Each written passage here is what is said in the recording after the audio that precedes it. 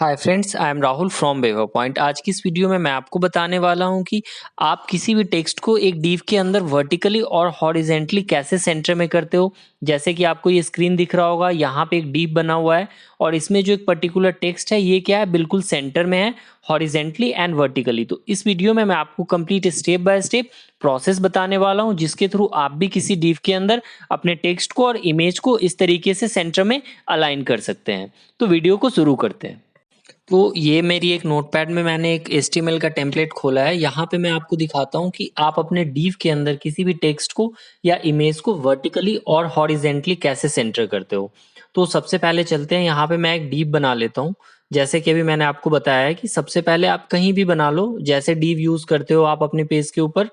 तो यहाँ पे सपोज करो मैंने एक डिव यूज किया और इसके अंदर मैंने एक नॉर्मल कोई भी एक टेक्स्ट ले लिया H2 और इसमें मैंने डाल दिया वेव आर पॉइंट। ठीक है, इसे मैंने क्लोज कर दिया यहाँ पे और अब मैं इसे सेव कर देता हूँ। तो अभी मैं आपको वन बाय वन ये चीजें समझाऊंगा कि आप इसे कैसे सेव करते हो। तो ले जाके अब जैसे इसे आप रिफ्रेश करोगे तो ये देखो वेवर पॉइंट आ रहा है यहाँ पे। बट मेरी रिक्वायरमेंट है कि ये मेरा जो टेक्स्ट है ये एक डीप बॉक्स के अंदर वर्टिकली और हॉरिजेंटली किस में आए, सेंटर में आए।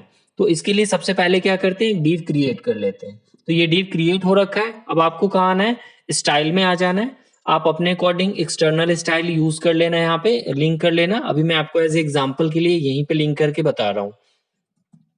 तो यहाँ पे मैंने स्टाइल को यहाँ पे मैं क्लोज कर देता हूँ। अब सबसे पहले आपको क्या करना है, जो डिव आपने यूज किया है इस डिव की एक हाइट दे देनी है। जैसे मान लो कि ये डिव है मेरा, तो सबसे पहले मैंने इसकी एक हाइट स्पेसिफिक मान ली। सपोज मैंने डाल दिया 500 पिक्सल। ठीक है, इसके साथ ही 500 पिक्सल के साथ मैं इसका एक बॉर्डर डाल देता हूँ ताकि आपको ये क्लियर दिख जाए कि ये एक बॉक्स बना हुआ है। यहाँ पे मैंने 1 पिक्सल डाल दिया। आप कोई भी कलर अपने अकॉर्डिंग ले सकते हो। मैंने इसे ब्लैक कलर में ले लिया। सेव कर देते हैं और वापस से चलते हैं अपने इस पेज के ऊपर ताकि आपको क्लियर समझ में आ जाए। ये देखो ये काफी बड़ा बॉक्स यहाँ पे बन गया। तो एक बार देख लेते हैं। ये हाइट मैंने दे दी, तो अब मुझे इसके साथ क्या देनी थी, विड्थ भी देनी थी। एक बार मैं इसकी विड्थ भी स्पेसिफाई कर देता हूँ 500 पिक्सल। फिर से इसे सेव करते हैं, वापस से चलते हैं अपने उस पेज के ऊपर जहां पे मैंने इसे यूज किया था। तो ये देखो ये एक प्रॉपर सा बॉक्स बन गया यहाँ पे। अब क्या करना है, ये जो वेवर पॉइंट लिखा हुआ है इसको आपको यहाँ सेंटर में लाना है। अगर आप टेक्स्ट लाइन सेंटर लिखते हो तो ये यहाँ पे आता है। अभी मैं आपको दिखाता हूँ कि अगर मुझे इस टेक्स्ट को सेंटर में लाना होता है तो आप क्या करते हो, सिंपली लिखते हो H2 में जाते हो और यहाँ डालते हो टेक्स्ट अलाइन एंड सेंटर। तो ये जो आपका पर्टिकुलर एलिमेंट है ये क्या आता है, सेंटर में आ जाता है। आपको इसे सेव कर लेना है सिंपली और वापस से आ जाना है यहाँ पे और एक बार इसे रिफ्रेश कर लेना है। ये देखो ये सेंटर में तो आ गया, लेकिन ये क्या है, सिर्फ हॉरिजेंटली सेंटर में आया, वर्टिकली ये सेंटर में नहीं आ रहा है। तो इसे वर्टिकली कैसे करना है ये मैं अभी आपको एक सिंपल वे में बताने वाला हूँ। तो वापस से आते हैं, एक बार अभी के लिए मैं इसे कमेंट कर देता हूँ और सेव कर देता हूँ। कमेंट का मतलब होता है कि ये जो प्रॉपर्टी है ये यूज नहीं होगी अभी। जैसे अगर मैं जाऊं यहाँ पे और इसे रिफ्रेश करूं तो ये वापस आ गई यहाँ पे। अब क्या करते हैं, वापस से चलते हैं अपने इस पे नोटपैड पे और नोटपैड पे आके मैं भी आपको दिखाता हूँ कि अब आपको सबसे पहले क्या यूज करना है। तो यहाँ पे एक प्रॉपर्टी होती है डिस्प्ले की, आपको डिस्प्ले यूज करना है यहाँ पे। और डिस्प्ले के अंदर आपको एक प्रॉपर्टी यूज करनी है फ्लैक्स के नाम से। ठीक है, ये एक प्रॉपर्टी है जो यूज होती है CSS में। अब आपको क्या लिखना है, यहाँ पे आपको लिखना है अलाइन आइटम्स। ये एक प्रॉपर्टी है, इसमें आपको क्या देना है, सेंटर दे देना है। और जो नेक्स्ट प्रॉपर्टी है वो है आपकी justify content and centre, align centre and justify content centre.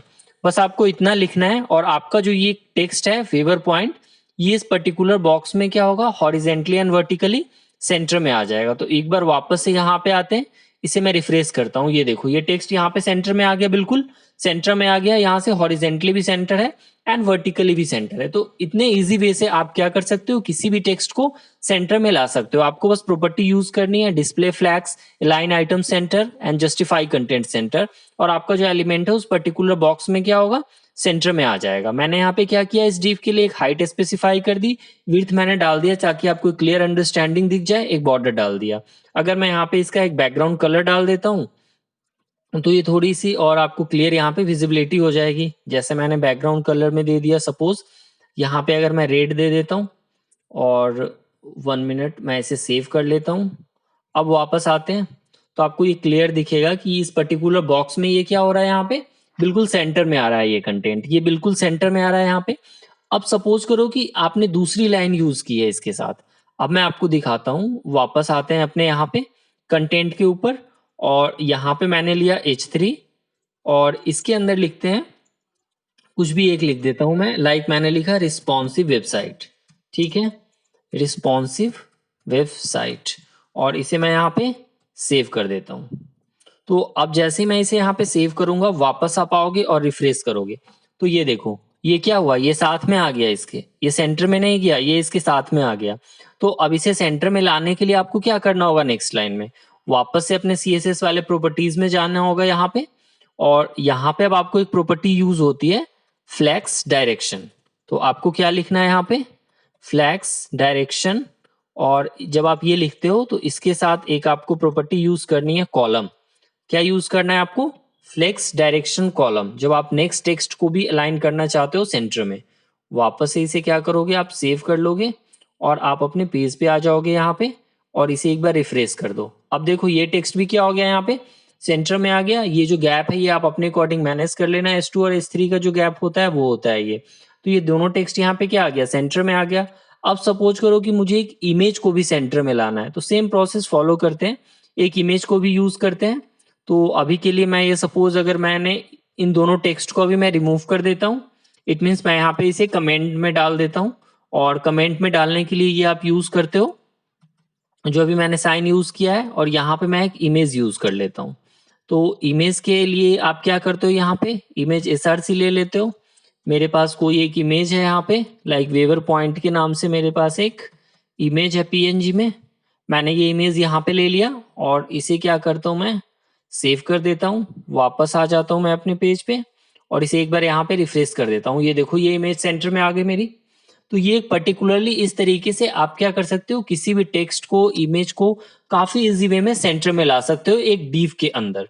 तो आई होप कि अब आपको ये क्लियर समझ में आ गया होगा कि आप अपनी वेबसाइट के ऊपर किसी भी एक बॉक्स में डिव के अंदर से किसी भी टेक्स्ट को हॉरिजेंटली या वर्टिकली कैसे सेंटर में करते हो। जैसे ये देखो अभी ये यहाँ पे आ रखा है, आप अपने अकॉर्डिंग इसे सेंटर में ला सकते हो। अगर आपने बॉडी के ऊपर लगा दिया ये प्रॉपर्टीज तो ये पूरा बॉक्स उठ के यहाँ सेंटर में आ जाएगा। तो आई होप कि अब आपको क्लियर समझ में आ गया होगा कि किसी भी डिव के अंदर टेक्स्ट को या इमेज को हॉरिजेंटली और वर्टिकली कैसे सेंटर करना है। तो अगर ये वीडियो आपको अच्छा लगा तो आप इस वीडियो को लाइक करो, चैनल को सब्सक्राइब करो। मिलते हैं फिर नेक्स्ट वीडियो में। Thank you so much.